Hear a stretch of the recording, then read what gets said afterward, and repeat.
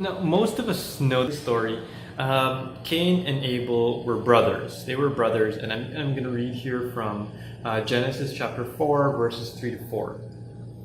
So, a little bit of a backstory here. So, Cain and Abel were brothers. They were the sons of Adam and Eve. So, the first people who were created by God.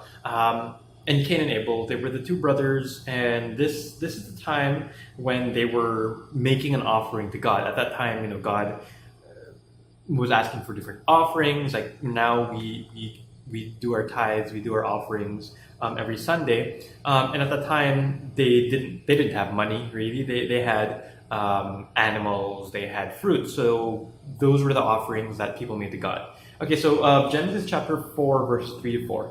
In the course of time, Cain brought some of the fruits of the soil as an offering to the Lord. And Abel brought an offering, fat portions from some of the firstborn of his flock. The Lord looked with favor on Abel and his offering. Okay, so I won't finish the whole story there, but the thing that happened here, the thing that we saw here, is that Cain made an offering of fruits, and Abel made an offering of the fat portions of some of his firstborn flock. And to cut the story short, God preferred Abel's offering. He didn't accept Cain's offering. And Cain was jealous.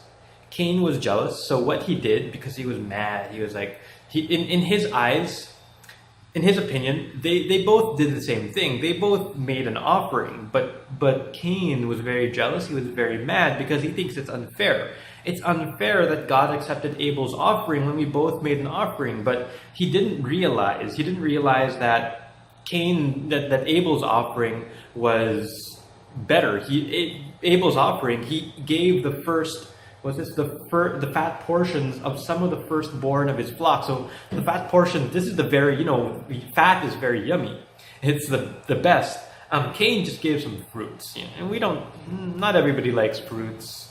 There's some fruits I don't like, but if you talk about the fat of like beef, or calf, that's cows, right? Beef, and that's very tasty. So Abel's offering was, he gave a lot. He gave the firstborn fat portion, while Cain's was just fruit. And God accepted the better offering, of course. But Cain was so jealous that he killed his brother. He killed Abel. He was like, what? And that happens. That happens sometimes to us, right? We feel very angry at times, especially if you're driving, especially if you're on the road. Whether you're driving or whether you're in a taxi or whether you're walking on the street, sometimes that makes us very angry sometimes. And maybe we don't want to kill somebody, but that's when we can get very angry very easily. But most of us nowadays, we think, we can't hurt our brother. We wouldn't kill our brother because we're angry at them. We wouldn't kill others because we're angry at them. But if you do want to kill others, you might want to talk to somebody. But regardless, even though we think that way, we're like Cain a lot of the times. Not in the sense that we kill somebody, but we get jealous. We get jealous when we feel cheated, when we feel that things are unfair. We get mad, we get jealous, we get angry. And most of the time when we get angry, we fail to see why something happened. Just like in Cain and Abel, Cain didn't see that Abel had the better offering, but Abel gave the fat portions of the firstborn of his flock. He didn't see that. Instead, he just was very jealous and he killed his brother. And when we are jealous, when we are angry, when we feel like things are unfair, we don't see things clearly, right? Sometimes, I remember a story. I remember a story wherein I was bidding for a website. So there was this client, and he wanted a new website. So he asked a few freelancers, "Okay, give me your proposals for websites." So I gave a proposal. A friend of mine, well, not really a friend, an acquaintance of mine, somebody I knew, also gave a proposal, and I felt very confident. Nagmamagaling, diba? I was like, I can do this. I'm going to get this deal, I'm going to close this deal. But the client didn't choose my proposal. He chose the guy I knew. He chose my friend's proposal.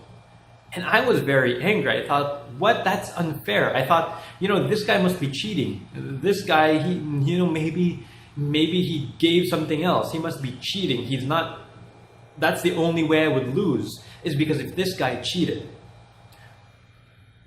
But that wasn't the case. That wasn't the case. In fact, the other freelancer, he was very nice to me. He was very nice to me. And not in a way that he's just showing me that he's better than me. He was just genuinely nice. But deep inside, I was very angry. When I'd see him, I was like, here's a guy who stole that contract. I should be earning that money, not you. But he was very nice. And I kept on thinking that he must have done something. He must have cheated somehow. But eventually, once I realized that I shouldn't be angry, once I realized I shouldn't be jealous, I learned that he was better at building relationships than me. I'm not very good at building relationships, at being very nice. I'm not a very nice guy sometimes, but he was. And that's what made the difference. That's why he won the contract and I didn't. So I learned my lesson in the end, after I got past the anger and the jealousy. But lots of times, we're like Cain, where we get jealous and we let our emotions cloud our judgment. We don't see things clearly. And instead, we just think life is unfair. We just think that, the other person must have cheated. Especially when we see others succeed, when we see others gain favor, when we see others succeed and we fail, a lot of times we don't learn from them. Instead, we hate them, we get angry at them. When in fact, what we should be doing is we should be learning from these people. We should be trying to become friends with these people and see what they did so that we can learn from them. When other people succeed, we should be lifting them up. We should be praising them and blessing them. And so that, when we praise them, when we lift them up, we also get the blessings as well, because we learn from them. So that's the story I want to share with you today. It's the story of Cain and Abel. A lot of us know it, but we don't really realize how much we are like Cain so many times. So I just want us to realize that, and instead of killing your brother, go ahead, learn from your mistakes, learn from what other people do, why they succeed, and become their friends, and that's how you can become blessed. All right, Flip. Once again, I just want you to be blessed. I'll talk to you later.